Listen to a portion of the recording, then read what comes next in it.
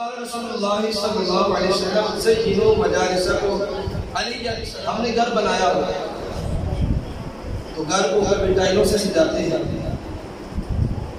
کبھی کوئی ڈیکوریشن کرتے ہیں تاکہ میرا گھر اچھا لگے، کبھی وہاں پر پودے لگاتے ہیں، کبھی کوئی چیز کیوں؟ میرا گھر اچھا ہو جائے۔ میرے آقا اسلام نے فرمایا کہ اگر تم اپنی مجلس کو بہتر کرنا چاہتے ہو، گھر ہے اس کو بہتر کرنا ہے، کبھی ٹائل لگاؤ گے، کبھی پتھر لگاؤ گے، کبھی کوئی چیز لگاؤ گے، کیوں؟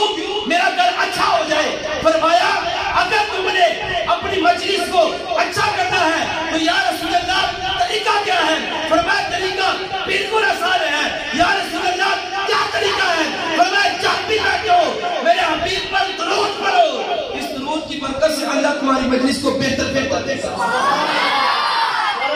تکبیر، رسالت، حیدری، سیدی مرشدی، سیدی مرشدی، فرمایا کہ میرے حبیب پر درود پڑھو گے، درود کی وجہ سے تمہاری محفل کو چار چاند لگائے گا۔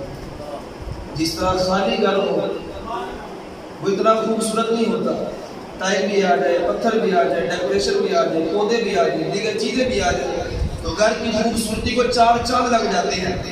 دیکھنے والا کہتا ہے یار لگتا ہے کسی نے دیچوں کے ساتھ بنایا ہے۔